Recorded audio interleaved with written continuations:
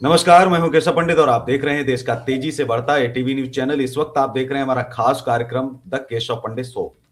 हमारे साथ आज खास मेहमान हैं भारतीय जनता पार्टी के राष्ट्रीय प्रवक्ता डॉक्टर एवं एडवोकेट अविरल मलिक साहब। बहुत बहुत स्वागत है मलिक साहब आपका एटीवी न्यूज चैनल पर। भारतीय जनता पार्टी जब 2014 में आई तो हिंदुत्व लक्ष्य था। लगातार आरएसएस की मुहिम, विश्व हिंदू परिषद की मुहिम, बजरंग दल की मुहिम को आगे जो है बढ़ाते रहे। प्रधानमंत्री नरेंद्र मोदी की अब आलोचनाएं उन्हीं संगठनों के लोग, खुद भारतीय जनता पार्टी के लोग कर रहे हैं। आखिर ऐसा क्यों हो रहा है कि लोगों को भारतीय जनता पार्टी की नई नीतियां रास नहीं आ रही हैं? लोग तो यहां तक कह रहे हैं कि भारतीय जनता पार्टी नए भारत की नई कांग्रेस बन रही है। न्यू कांग्रेस अगर कहा जाए तो इसमें गलत नहीं होगा। जी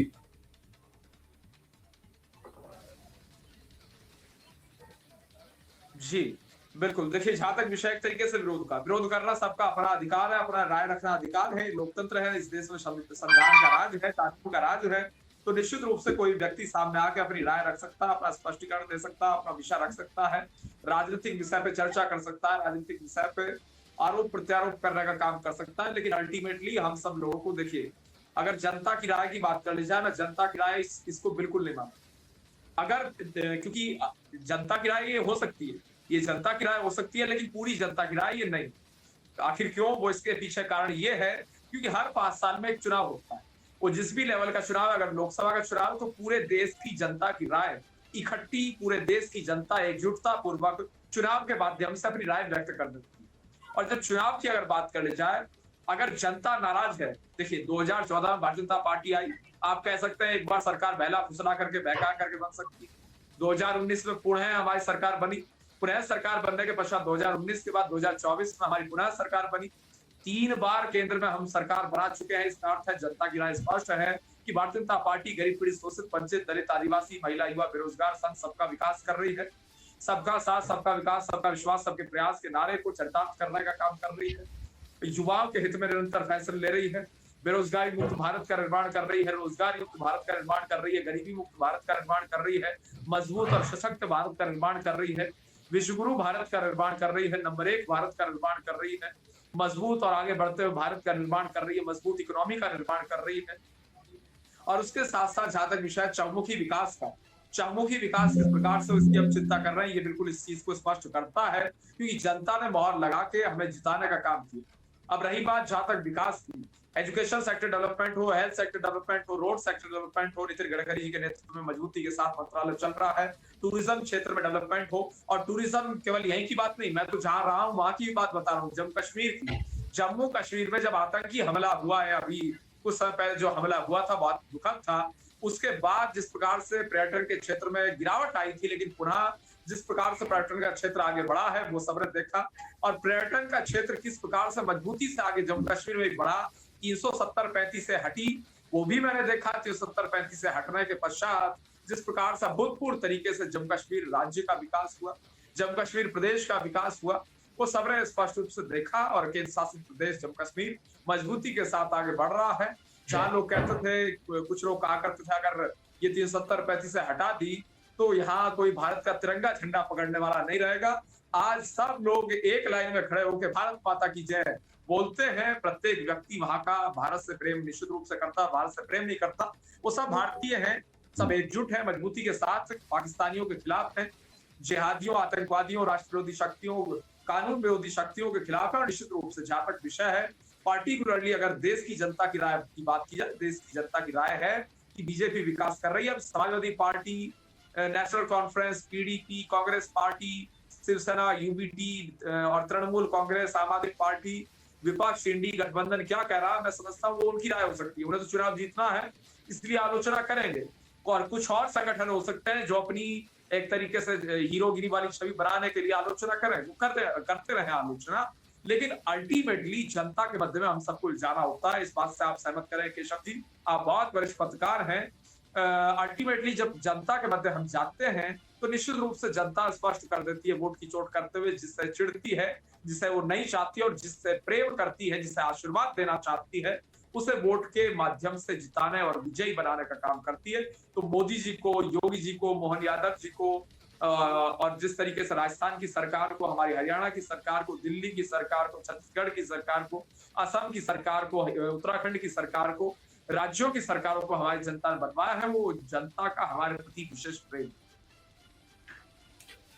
Bharatiya Janata party one nation one education की बात करती थी, एक शिक्षा एक नीति की बात करती थी। छात्रों में जो असमानता थी उनको जाति और वर्गों से हटा करके एक साथ एक स्टैंड पर एक मंच पर खड़ा करने की बातचीत जो है कर रही थी भारतीय जनता पार्टी।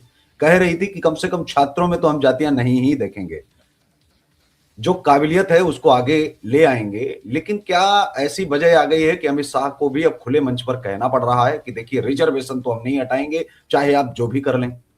दूसरा, जिन जो 99% अंक ला रहे हैं, आप उनको डॉक्टर तो नहीं बना रहे हैं, सुनने वालों को भी कम से कम बना देते। ये भी गनीमत थी, लेकिन आपने -40 की बात आपने की कि नहीं, -40 भी अगर आप लाते हैं तो भी आपको बनाया जाएगा। क्या अकाल पड़ गया था? अगर ऐसा था तो कम से कम झोला छाप डॉक्टरों को ही आप डॉक्टर बना देते। मुझे लगता है कि उनमें कोई भी -40 वाला नहीं होगा, वो शायद 33% से तो ऊपर ले ही आएंगे।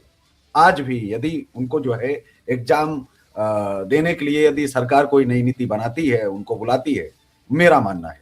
साथ ही यूजीसी को लेकर के पूरे देश भर में विरोध हो रहा है। कहा जा रहा है कि भारतीय जनता पार्टी की उल्टी गिनती चालू हो गई है। यूजीसी, जब आपको कमेटियां ही गठित करनी थी तो आप सभी छात्रों को उसमें क्यों सम्मिलित नहीं कर रहे? केवल ओबीसी या फिर आप दलित वर्ग को आप शामिल करके क्या भारतीय जनता पार्टी दर्शाना चाहती है, क्या बताना चाहती है कि वन नेशन टू एजुकेशन की पॉलिसी ठीक वही जो कांग्रेस कर रही थी, उसी रास्ते पर अब भारतीय जनता पार्टी चल रही है और कह रही है कि हम उससे कम नहीं है, 2 कदम आगे हैं। देखिए, हम वो सपना पूरा करेंगे जो कांग्रेस का अधूरा था। जी जी, देखिए जहां तक विषय है एससी, एसटी, ओबीसी का, जो बैकवर्ड्स है, पिछड़े हैं, आर्थिक रूप से कमजोर हैं, सामाजिक रूप से कमजोर हैं, सामाजिक स्थिति में कमजोर हैं, जो सामाजिक रूप से पिछड़े रह गए, सामाजिक रूप से पीछे रह गए, समाज में पीछे रह गए, उन्हें किस प्रकार से आगे बढ़ाया जाए, मजबूत किया जाए, इसकी चिंता भारतीय जनता पार्टी डंके की चोट पर कल भी करती थी, आज भी करती है और डंके की चोट पर भविष्य में भी करती रहेगी। भले इससे किसी को आपत्ति हो, जो पिछड़े थे उन्हें किस प्रकार से मजबूत किया जाए, किस प्रकार से इक्वल ग्राउंड्स पे लाया जाए और एक तरीके से उन्हें एक तरीके से इक्वल मैदान दिया जाए, इक्वल प्ले फील्ड दिया जाए, किस तरीके से वो आगे बढ़े, बराबरी का अधिकार उन्हें मिले, इक्वल राइट्स मिले, इसकी चिंता हम कल भी करते थे, आज भी कर रहे हैं, भविष्य भी करते रहेंगे। पूर्ण रूप से इक्वालिटी हमारा नारा है और स्वतंत्रता निश्चित रूप से हम मानते हैं कि अगर हमारा देश स्वतंत्र है तो निश्चित रूप से इक्वल सब लोग हों। और जहां तक विषय है, एक तरीके से बात अगर कर ली जाए एससी, एसटी, ओबीसी की, अगर ओबीसी की बात कर ली जाए या एक मैं तो गांव की बात कर लेता हूँ किसी व्यक्ति की, अगर कोई गांव से बिलोंग करता है, कोई ओबीसी समाज से आता है, मैं मान लेता हूँ ओबीसी समाज से आता है, उत्तर प्रदेश से आता है, हमारी जिले से भले ही वो आता है बागपत से, कोई जाट परिवार से आता है, कोई जाट है और उसका बच्चा है, कोई लड़का है, लड़की है, वो एक तरीके से स्कूल जाते हैं बड़ी मुश्किल से पढ़ने के लिए, वो गाय भैंसों की न्यार पानी सानी करके वो जाते हैं, सुबह सुबह दिन में उठ करके वो गाय भैंसों के लिए लेकर आते हैं हरा चारा खेतों में नहीं, से। सवाल यह है मलिक साहब जी, अगर उन्हें मदद कर दी जाए तो इसमें कोई गलत नहीं। ठीक है, सवाल यह था मेरा सीधा सीधा, आर्थिक रूप से क्या जनरल कास्ट में पिछड़े नहीं है? आर्थिक रूप से तो हर वर्ग में पिछड़े लोग हैं, सामाजिक रूप से भी पिछड़े हैं। तो क्या सामाजिक रूप से, आर्थिक रूप से पिछड़े लोगों को की आड़ में मानसिक रूप से कमजोर छात्रों को आप आगे जो है सिस्टम चलाने के लिए देंगे क्या? मतलब फिर तो आप कानून ये ले आइए कि जो मानसिक रूप से कमजोर हैं उनको हम जो है डॉक्टर बनाएंगे, मानसिक रूप से जो कमजोर हैं उनको हम चिकित्सक बनाएंगे, अध्यापक बनाएंगे, उनको कल को आईएएस आईपीएस भी बनाएंगे। तो उसमें आप आईएएस आईपीएस से लेकर के आप कल को कहिए कि प्रधानमंत्री भी मानसिक रूप से ही कमजोर होना चाहिए। भाई, आप आर्थिक और सामाजिक को यहाँ पर कहां से आप ले आए? आप सोचिए, जो -40 जो ला रहा है अंक, उससे आप इलाज करवाएंगे या 99 अंक वाले से आप जो है इलाज करवाएंगे? किससे आप करवाएंगे? आप अपना ही बता दीजिए। मैं ये कह रहा हूं कि जिसको सुई लगाना नहीं आता है। बिल्कुल जी देखिए केशव जी, आपने सही बात की। मैं समझता हूँ जब डॉक्टर बनता है वो एडमिशन का अलग विषय है। एडमिशन मिल गया तो वो एडमिशन ही तो मिल जाएगा। अगर एडमिशन मिल जाएगा तो मैं समझता हूँ इसमें समस्या क्या है। अगर उसे एडमिशन मिल रहा है, उसे आगे बढ़ाया जा रहा है, उसे मौका मिल रहा है, तो इसमें क्या समस्या है। वो पास आउट जब होगा, जब वो पास हो जाएगा पूर्ण रूप से, वो डॉक्टर जब ही कहलाएगा। वो एडमिशन ले लेने से डॉक्टर नहीं तो किसी रोग बन कांग्रेस क्या जाएगा। गलत कर रही थी? कांग्रेस की नीतियां भी कौन सी कमजोर थी? कांग्रेस भी तो यही कर रही थी, वो कह रहे थे कि कांग्रेस हम की तो नीति पिछड़ों थी को उठा कि रहे जो हैं। बड़े बड़े नेता आते थे वो कहते थे 23 रुपए में यहाँ सब कुछ हो जाता है, 40 रुपए में हो जाता है, 60 रुपए जो रोज कमा रहा है वो गरीब नहीं है। बड़े महान महान लोग थे कांग्रेस में, तो ऐसे ऐसे महान लोग थे कि भाई वो कह रहे थे किसानों की आत्महत्या का गरीबी से क्या लेना देना है, किसानों की आत्महत्या का क्या लेना देना है महंगाई से। तो ऐसे महान लोग भी हैं और मैं उनका नाम भी ले सकता हूँ, वीडियोज भी मेरे पास मौजूद है, हालांकि वो एक अलग विषय है। और प्रेस कॉन्फ्रेंस में बकायदा बोलते थे डंके की चोट पत्रकार बंधुओं से। और उसके साथ साथ आपने बात की आर्थिक रूप से, आर्थिक रूप से पिछड़े ब्राह्मण भी हो सकते हैं, आर्थिक रूप से पिछड़े और किसी कास्ट के भी हो सकते हैं, निश्चित रूप से उसमें हम कहाँ मना कर रहे हैं। उनके लिए इकोनॉमिकली वीकर सेक्शन, दिल्ली में भी अगर आप जाएंगे तो ईडब्ल्यूएस का कार्ड होता है एक अलग से, और बकायदा ईडब्ल्यूएस वालों को सस्ते मकान भी मिलते हैं, डीडीए में भी हर जगह छूट होती है, उनके बच्चों के पढ़ाने की छूट है, आगे बढ़ने की उन्हें भी निश्चित रूप से थोड़ा रियायत रिलैक्सेशन जहां तक जितनी दी जा सकती है उतनी दी जाती है। तो निश्चित रूप से ईडब्ल्यूएस वालों को भी प्रायोरिटाइज किया जाता है, पार्टी पर रखा जाता है, इसमें कोई दो राय नहीं है। और तो फिर इकोनॉमिकली वीकर सेक्शन जो है, आर्थिक रूप से कमजोर बच्चों को आगे बढ़ाने की वकालत होनी चाहिए थी। आर्थिक बिल्कुल रूप होनी चाहिए, से तो कर रहे हैं, कमजोर बच्चों को पढ़ाने की वकालत होनी चाहिए थी, ना कि मानसिक रूप से कमजोर बच्चों को आगे बढ़ाने की जो है पहल करनी चाहिए थी। जी नहीं देखिए हम नहीं देखिए मानसिक रूप से कमजोर नहीं होते हैं, समस्या यही है मानसिक। इसका अर्थ तो ये है कि कुछ लोग फिर तो ये कह रहे हैं, फिर तो आप ये कह रहे हैं कि ओबीसी एससी और एसटी जो हैं वो मानसिक रूप से कमजोर हैं। तो मैं नहीं, समझता हूँ एसटी निश्चित रूप से ओबीसी की गलत कहाँ है। बात हो रही? मैं तो ये कह रहा हूँ कि चाहे वह दलित हो, चाहे वह ओबीसी हो, चाहे वह एससी एसटी ओबीसी के अलावा जनरल कास्ट से हो, कहीं से हो, आपको यदि आर्थिक रूप से ही कमजोर बच्चे उठाने थे तो हर वर्ग के आप उठाते, और आप कहते कि कमेटी भी जो बनाई जाएगी वो आर्थिक रूप से जो पिछड़े हैं केवल वही लोग शामिल रहेंगे। कल को क्या एसटी ओबीसी में कोई पैसे वाला नहीं होता है? ऐसा कहना चाहते हैं क्या? वो लोग जो है उस पर कब्जा नहीं कर लेंगे? ऐसा आप कहना चाह रहे हैं कि कब्जा नहीं करेंगे? आप इसको लिखित गारंटी में नहीं आप दे सकते हैं। तो मैं ये समझना चाहता हूं आपकी भाषा में कि भाई वहां पर क्या आर्थिक रूप से पिछड़े कमजोर लोग ही आगे आएंगे? इस बात की गारंटी कहाँ यूजीसी जो है दे रहा है? वो कहाँ लिखा है कि उनका आय प्रमाण पत्र देख करके उनको आगे बढ़ाया जाएगा? ऐसा भी तो नहीं लिखा है। केवल सामाजिक रूप से पिछड़े का क्या मतलब है? 80 वर्षों में हम आगे उठ ही नहीं पाए हैं, 78 वर्ष हो गए हैं, स्वर्णिम भारत आगे बढ़ रहा है। आपके जो है भारतीय जनता पार्टी 2014 से लगातार उत्थान की बात कर रही है, तो उत्थान कर भी रही है, हमें विकास भी तो कर पढ़ा रही है है, यार, लेकिन हम ही तो सबका पढ़ा है साथ सबका विकास कहाँ पर रामनाथ हुआ है? कोविंद सबका राष्ट्रपति साथ, बने, जी, सबका साथ सबका रामनाथ विकास कहाँ कोविंद पर साहब हुआ? राष्ट्रपति जी बने, हमारे कालखंड में बने। एसटी कम्युनिटी से Draupadi Murmu ji president of India आज हैं, हमारी सरकार में बनी। तो उससे पहले भी तो, उससे भी तो पहले कुछ होना चाहिए था। अब सारा जी बोझ 60 साल कांग्रेस रही, सारा बोझ हम पे ही है। और कांग्रेस ने तो क्या किया, इमरजेंसी लगाई। आर्थिक रूप इमरजेंसी से लगा पिछड़े के लोगों का मैं समझना चाहता हूं कि आर्थिक रूप से पिछड़े के लिए क्या काम किया है? आर्थिक रूप से पिछड़े केवल उनके लिए आप बताइए, आर्थिक रूप से पिछड़े उनको उठाना वो तो चाहिए या होता है केवल ना, जाति बिल्कुल और होता धर्म है, देख करके? जी बिल्कुल होता है। ईडब्ल्यूएस में चाहे हिंदू हो, मुस्लिम हो, सिख हो, ईसाई हो, जैन, बौद्ध, पारसी कोई भी हो, ईडब्ल्यूएस के कार्ड बनते हैं। ईडब्ल्यूएस जी के कार्ड बनते हैं, ईडब्ल्यूएस के हर जगह कोटा होता है, ईडब्ल्यूएस वालों को प्रायोरिटाइज किया जाता है, ईडब्ल्यूएस वालों को आगे बढ़ाया ठीक है। जाता है। दिल्ली में तो ईडब्ल्यूएस वालों के मकान भी हैं, आप अगर जाएंगे कहीं भी हम्म, घूम लीजिए, बहुत से आपको डीडीए के ईडब्ल्यूएस के फ्लैट्स हम्म, मिल जाएंगे विशेषकर। हम्म, तो निश्चित रूप से वो एक तरीके से पूर्ण रूप से ईडब्ल्यूएस वर्ग को समर्पित है। अब कल को कोई अरब खरबपति आदमी आके कहने लगे कि भाई ये ईडब्ल्यूएस है, इसको फ्लैट भी दिया जा रहा है, तो मैं समझता हूँ ये चीज। और आपको आगे बताऊं, मैं आपको अगली चीज बता देता हूँ। जी कांग्रेस की सरकार थी उत्तर प्रदेश में, हमारे ही परिवार की 10,000 बीघा जमीन, मेरे ही परिवार की 10,000 बीघा जमीन, जिसे कि एक तरीके से कब्जा लिया गया अवैध रूप से, और एक बिल ला करके उत्तर प्रदेश से पेश करके उसे समान रूप से बांट दिया गया अन्य लोगों में। तो अब इस हिसाब से तो इसकी बात होनी चाहिए, क्या उन लोगों की वो जमीन थी जिनके कब्जे उस पर करा दिए गए? उनकी तो जमीन नहीं थी। मेरे परिवार की 10,000 बीघा जमीन को बांट दिया गया, इक्वल डिस्ट्रीब्यूशन कर दिया गया, जो बहुत जोरा है उसी के नाम कर दिया गया। तो मैं समझता हूँ फिर तो इस पे, इन चीजों पे भी चर्चा होनी चाहिए। और जमींदारी प्रथा जी को पूर्ण रूप से एक तरीके से अबॉलिश कर दिया गया। फिर तो जमींदार भी निकल के सामने आएंगे, वो भी कहेंगे, उन्हें भी कहना चाहिए, फिर तो उनका भी लीगल राइट बनता है इस बात को कहने का। अगर जी। SC ST OBC का कोई विरोध कर रहा है तो इस बात का भी विरोध होना चाहिए कि जमींदारी प्रथा को खत्म क्यों किया, क्योंकि वो तो चल रहा था और जमींदार किसी के ऊपर कोई नुकसान तो किसी को पहुंचा नहीं रहा था। उनके पास जमीनें थी, वो उनकी जमीनें थी, दूसरों की जमीनें नहीं थी। किसी और की कब्जा करके तो उन्होंने जमीनें कब्जा नहीं रखी थी। और मैं तो, हो सकता है बॉसों ने कब्जा रखी हो, लेकिन मैं तो अपने परिवार की बता रहा हूँ, हमने तो किसी की नहीं कब्जा रखी थी। तो हमारे जमीन का नुकसान हुआ, हमने तो किसी को नहीं कहा। अब कांग्रेस पार्टी की उत्तर प्रदेश में सरकार थी, जीबी पंत जी की सरकार के समय से, गोविंद वल्लभ पंत जी की सरकार के समय से इन सब चीजों के ऊपर चर्चाएं शुरू हुई। तो मैं समझता हूँ इन चीजों को भी देखा जाना बहुत फिर आवश्यक है। अगर इक्वल बात करते हैं तो इक्वल राइट ये कहाँ रह गई? फिर तो अगर कोई पैसे वाला है उसे गरीब के बराबर बना दिया जाए, फिर तो ये वाली बात ठीक है, भारतीय जनता पार्टी में भी अब जो है कहीं ना कहीं विद्रोह शुरू हो चुका है। बड़े बड़े राजनेता यूजीसी के खिलाफ और भारतीय जनता पार्टी की नीतियों के खिलाफ बोलना शुरू कर चुके हैं। तमाम पदाधिकारी, बड़े पदाधिकारी पूरे देश से इस्तीफा दे रहे हैं, लगातार इस्तीफे जारी है, आप भी देख रहे होंगे। आप क्या कहना चाहते हैं कि वो जो इस्तीफे दे रहे हैं वो SC ST OBC के खिलाफ है, या वो चाहते हैं कि जनरल कैटेगरी को भी शामिल किया जाए, इसको अलग न किया जाए? जहां एक तरफ योगी आदित्यनाथ जी वो कहते हैं कि बटेंगे तो कटेंगे, तो फिर भारतीय जनता पार्टी क्यों बांट रही है, बांट कौन रहा है? जी जी, देखिए जहां तक विषय एक तरीके से बांटने का, भारतीय जनता पार्टी मैं समझता हूँ किसी रूप में नहीं बांट रही। हम सबको एकजुट करने का प्रयास करते थे, करते हैं, डंके की चोट पे करते रहेंगे।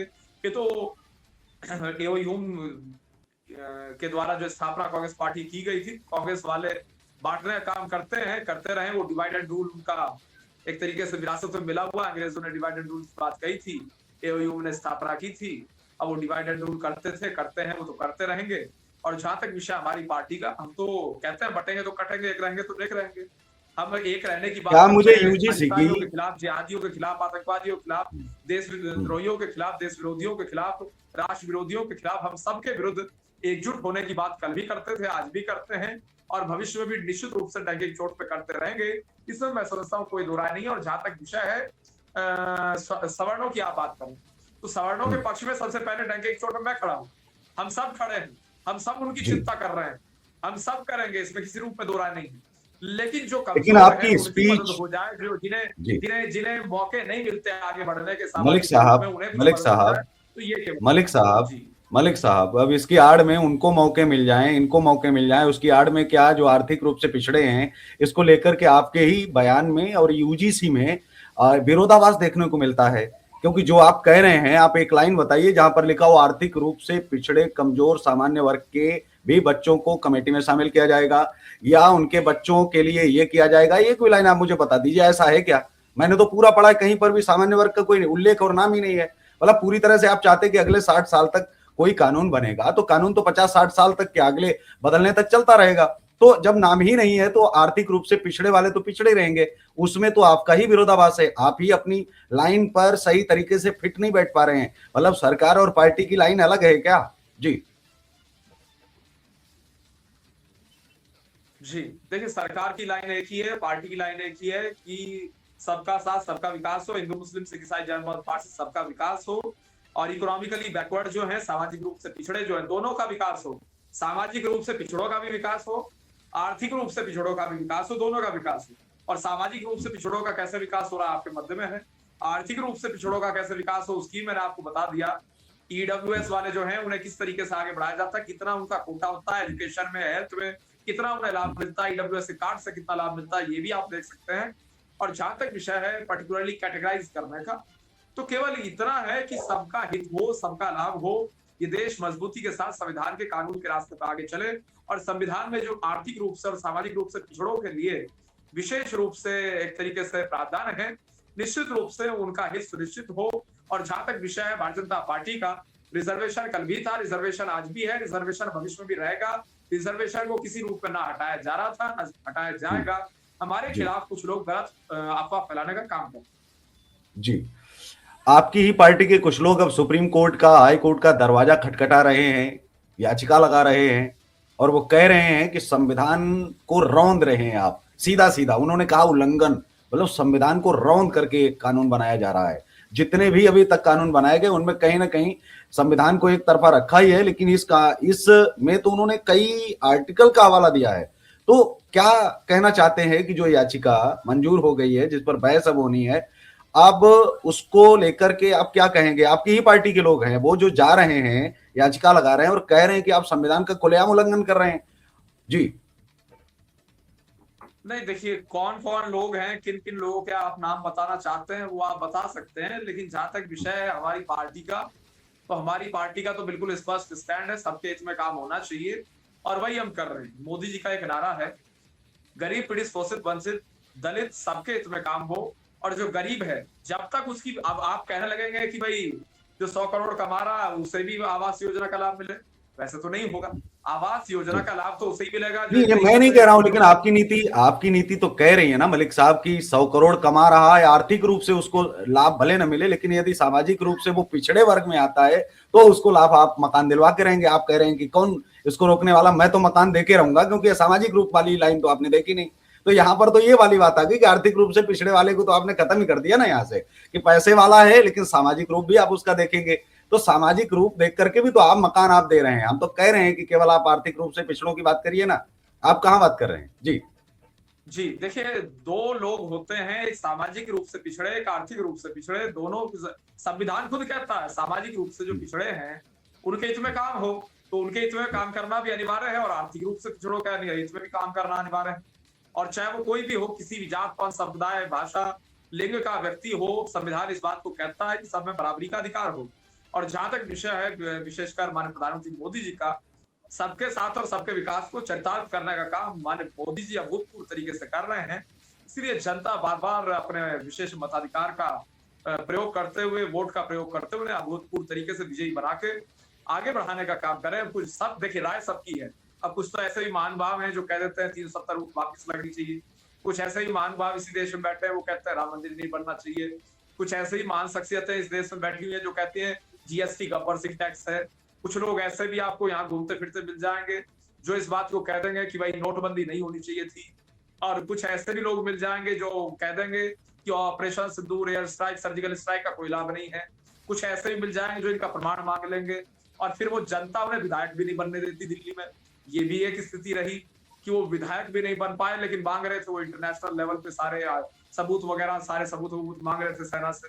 और जनता जो विधानसभा सीट कितनी होती है, 3 लाख लोगों की सीट होती है, 3 लाख लोगों में से कितने वोट दे रहे, जो 3 लाख आदमी उन्हें पसंद नहीं कर रहे, मांग रहे हैं वो जी सेना से सबूत। तो ऐसे महान लोग हैं लेकिन इस देश में। मलिक साहब, कमाल की बात यह है कि एक करप्शन चल रहा था एक विभाग में, तो वहां किसी जो है जो ईमानदार अधिकारी थे उन्होंने विरोध कर दिया, बोले कि देखिए साहब भ्रष्टाचार बंद होना चाहिए। वो बड़े अधिकारी थोड़ा डर गए, तो बड़े अधिकारियों ने क्या किया कि भ्रष्टाचार जारी रहे इसके लिए थोड़ा सा कुछ दे दिया। ईडब्ल्यूएस बोलते ये है, या आप थोड़ा आप भी खाइए, कहां तक ईमानदारी आप रखेंगे? आपकी नौकरी ही नहीं रहेगी तो आप क्या करेंगे? क्या पिछड़ा बना के मानेंगे? जनरल कैटेगरी ने तो कभी कोई आंदोलन नहीं किया, कभी नहीं कहा कि हमको आरक्षण चाहिए। डॉक्टर अंबेडकर ने भी कहा कि 10 साल के लिए जो है इनको दीजिए ताकि सब समानता बराबरी आ सके। 75 साल तक आप नहीं कर पाए। जन राजभवन का नाम तो जन भवन कर दिया, लेकिन राजनीति का नाम जन नीति कब करेंगे आप? पहला सवाल ये। दूसरा, क्या सवर्णों को पिछड़ा बनाने की पहल चल रही है? पहले पिछड़ा बनाएंगे, फिर आप कहेंगे कि आप भी लड़िए, क्योंकि इन्होंने 75 साल इन्होंने लड़ाई लड़ी है, अब अगले 75 तक आप लड़िए, फिर आप आगे होइए, फिर ये पीछे होंगे, फिर आप ये पीछे होंगे तो फिर आप आगे आएंगे। तो इस तरह का आगे पीछे, मतलब राजनीति इसी को कहते हैं क्या? मतलब एक समान जहां खड़े करने चाहिए थे, जहां छात्र छात्राओं में भेदभाव खत्म होना चाहिए था, जाति प्रथा का अंत होना चाहिए था, वहां बार बार जाति बता बता के, बार बार जाति बता बता के, बार बार जाति बता बता के, मतलब कागज से लेके नौकरी तक, नौकरी से लेके लास्ट तक मरने तक दम तक राजनेता जाति बता करके जातिवाद खत्म ही नहीं करना चाहते। क्यों जाति का चैप्टर खत्म नहीं होता? क्यों जाति प्रमाण पत्र खत्म नहीं होते? क्यों आप इनको खत्म नहीं करते? आज खत्म, आज छुआछूत खत्म है ना, जो 100 साल पहले थी, आज कहाँ रह गई है? आज तो इंटरकास्ट मैरिज से लेकर इंटर रिलीजन मैरिज से लेकर के इंटर स्टेट मैरिज तक हो रही है, बहुत सारा कुछ हो रहा है। तो बदलाव आप होने ही नहीं देना चाहते, आप नहीं चाहते कि बदलाव हो। जी जी नहीं, देखिए इंटर स्टेट मैरिज तो पहले भी होती थी, और इंटरनेशनल मैरिज की तो मैं बात करूंगा नहीं। हाँ, कोई हैं जिन्होंने इंटरनेशनल मैरिज भी की, सब अच्छा है, करनी चाहिए सबको। जहां तक विषय है इंटर कास्ट मैरिज का, तो निश्चित रूप से हम, चौधरी चरण सिंह जी ने इंटर कास्ट मैरिज की वकालत की, हम सब लोग वकालत करते हैं इंटर कास्ट मैरिज, हम इसमें कोई दो राय नहीं। और जहां तक विषय मैरिज का, शादी विवाह का, तो ये तो निजी फैसले हैं। लेकिन जहां तक सामाजिक रूप से पिछड़े लोगों का विषय है, दलितों का विषय है, गरीबों का विषय है, उन्हें इस दोनों लोगों को आगे बढ़ाया जाना बहुत ही आवश्यक है। गरीबों को भी और सामाजिक रूप से पिछड़ों को भी। गरीब को किस रूप में आगे बढ़ाया जाए? गरीब कोई भी हो सकता है, गरीब ब्राह्मण भी हो सकता है। ये थोड़ी ये जात के आधार पर गरीब होगा, गरीब ब्राह्मण भी हो सकता है। गरीब ब्राह्मण मैंने देखे हैं, मैंने खुद ने बड़े स्तर पे गरीब ब्राह्मण देखे, और बहुत से ब्राह्मणों की उनकी मैंने अपने स्तर पे जितना मैं कर सकता था और जितनी आवश्यकता हो रही थी उतना मैंने मदद भी की है। तो निश्चित रूप से बहुत से लोग हैं जो गरीब हैं, पिछड़े हैं, सबकी मदद होनी चाहिए, हमारा तो ये मानना है। इसीलिए तो सबका साथ सबका विकास है। केवल गरीब जी की मदद नहीं, सामाजिक पिछड़े की मदद, हम दोनों की मदद कर रहे हैं। तो उससे क्या होगा कि वैश्विक शक्ति के रूप में भारत उभरेगा। जैसे माननीय प्रधानमंत्री मोदी जी सर्वाधिक लोकप्रिय नेता विश्व के हैं, ऐसे ही भारत विश्वगुरु के रूप में वैश्विक पटल पे, वैश्विक मंच पे उभरेगा। तो हमारा ऐसा जी पूरा विश्वास है, अनुमान। जी। तो हमारे साथ में थे डॉक्टर अविरल मलिक साहब, जो हमेशा की तरह अपनी जो है बात रखते हैं और पार्टी का भी पक्ष रखते हैं, सरकार का भी पक्ष रखते हैं। तो इस कार्यक्रम में जुड़ने के लिए आपका बहुत बहुत धन्यवाद, आभार, नमस्कार, जय हिंद, बहुत वंदे बहुत मातरम। धन्यवाद। और आप देखते रहिए देश का तेजी से बढ़ता एटीवी न्यूज चैनल।